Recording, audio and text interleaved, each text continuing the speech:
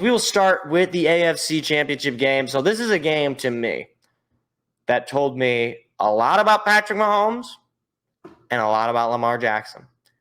Patrick Mahomes, hold on. Let me pull up the stats. Let me actually pull up the stats.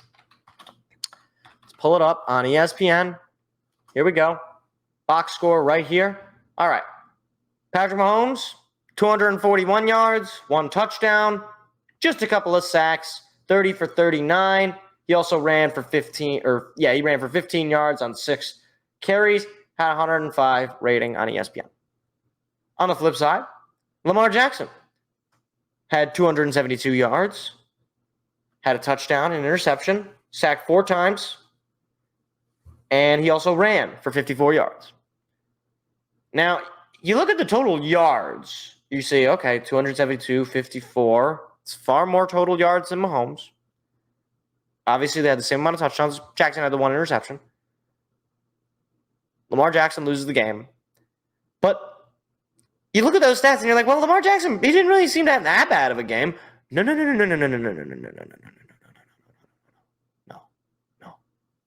Okay. Lamar Jackson chose a bad day to have a bad game. This was pitiful. I'm sorry, it was pitiful.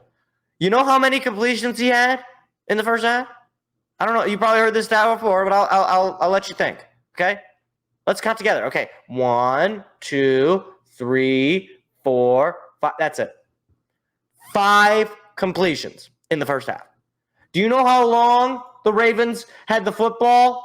They had the ball for 22 minutes and 30 seconds. They had 3 total turnovers. They had 16 first downs, 336 total yards, yet somehow, despite having just 6 less first downs, despite having more total yards, they had the ball for 15 minutes less. For a quarter. They had the ball for a quarter less. Okay? Essentially, in theory, I know this isn't how it happened in practice, the Chiefs could have had the ball the entirety of the first quarter, and it wouldn't have changed the time of possession of this game. It would have been exactly the same, assuming the rest of the game played out the way it did, right? Lamar Jackson was pitiful. And I get it. It's not all on him. But frankly, a lot of it is on him. Okay? He didn't fumble out of the end zone. Understood. Got it. Believe me, I understand. But he has weapons now. He has Zay Flowers. He has Odell Beckham Jr. He has Nelson Aguilar. He has Isaiah Likely. Mark Andrews is playing. No excuse. None of this, well, they just haven't built a team. No. We weren't saying that before. Lamar Jackson had 1 touchdown in 4 quarters, and it happened in the first quarter. He went 2 quarters without even getting his offense in range to get points. Beside the fumble, he had that. And then when he did, either his team fumbles it into the end zone or he's throwing the ball to the wrong team. Like, I want to believe that Lamar Jackson can win a Super Bowl for Baltimore. I really want to believe. But every single time he makes the playoffs, he goes out and he plays like ass. Like he does this. It's like it's all sizzle, no steak with Lamar Jackson in the postseason. On the flip side, Patrick Mahomes has the worst statistical season of his career in the regular season. He gets to the postseason, you know what? Let's turn it on. That's when he decides he's going to have a good game. And he didn't even have that good of a game. He didn't score in the second half. Lamar, you had every opportunity to come back and win this game.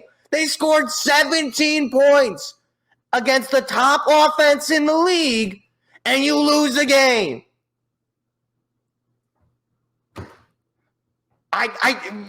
It's going to be so weird when he receives his MVP because he's going to win based on his regular season.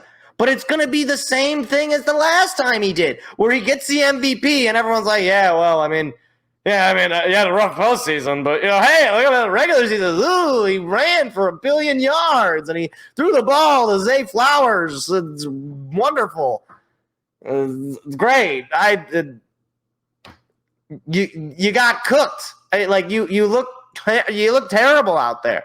There was so many times where I was predicting the drive. I was like, oh, you know what's gonna happen, right? They're gonna give the ball back. Oh wow, the Ravens get the ball back. Oh, Lamar, here you go. Here's your chance to do a tying drive. Here you go, and it's 3-and-out.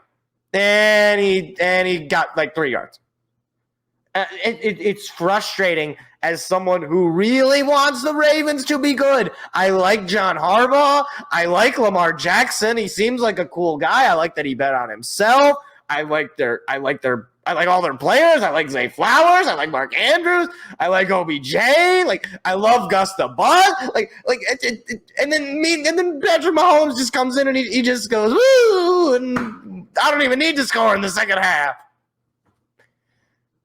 I'm not even an AFC, the Lions are in the NFC. I don't even care that much about what happens in the AFC, but yet I'm in pain looking at this, because this is the exact kind of thing that Tom Brady used to do, where he'd go out, he'd play a garbage game, but teams would be like, I don't know, man, it's Tom Brady. We can't beat that. It's like, I don't know. We don't know what to do. We're throwing to the wrong team. It's like, Lamar, your team's wearing purple. The other team's wearing red. I think they wore red. They might have worn white. I don't know which jersey. I can't even remember. This was several days. This is 2 days ago, and I've already forgotten. But again, it's like there was nothing else that they could have done, right? And I don't think their window is closed by any means. I don't think it's as dire a situation as, say, Buffalo. But man, this one's got to just it's just got to sting, especially given the fact your defense played out of its mind. Out of its mind. How many total yards did they give up to the Chiefs? They gave 319 total yards. Gave up to 17 points on that many yards. They were stopping them. You couldn't. The more that I talk about this, the more I'm just baffled. The more I'm like, how did you lose this game? How is it possible? It cannot be happening. How is Travis Kelce still their leading receiver? How? Make that make sense. He's 100 years old. He doesn't even have any hands left. They're all gone. You had one job, Baltimore. Kill Taylor Swift. End this suffering that me and millions across this wonderful country, across this beautiful land, all we wanted you to do was kill Taylor Swift. And you fumbled the bag. Quite literally, if you're Zay Flowers, you fumbled the bag.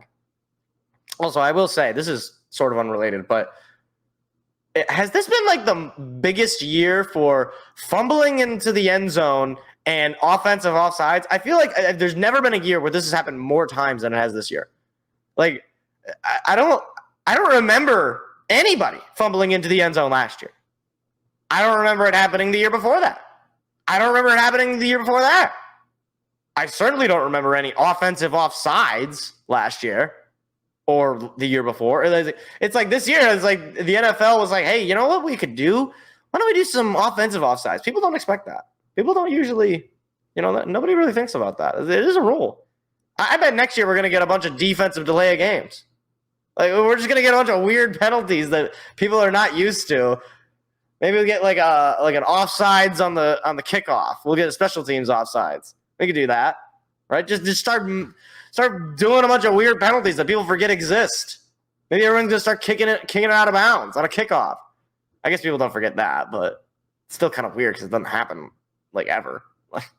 But either way, it showed me at bottom. This game showed me Mahomes and that Chiefs team is, for one, more experienced, which is just obvious. But also that when it comes to these clutch moments, you just got to trust Mahomes more than you could trust Lamar Jackson. And I hope that next year it's not the case and they can really put it together. But, at this point, Lamar Jackson can do a lot in the regular season. Until the postseason comes, I'm not interested. I'm really not. He could have another MVP season next year. But you got to do it in the postseason. You got to have these kinds of games in the postseason. You can't win a game when you're throwing just 5 receptions in the first half. You can't do it. You just can't. Hey there, what you just watched was actually a clip from a larger show that we do every Tuesday night. What are you doing Tuesday night? Go ahead and hit the subscribe button and the like button so that you don't miss out on any more of our weekly shows every single Tuesday at 7 p.m. Eastern Standard Time. Hope to see you there.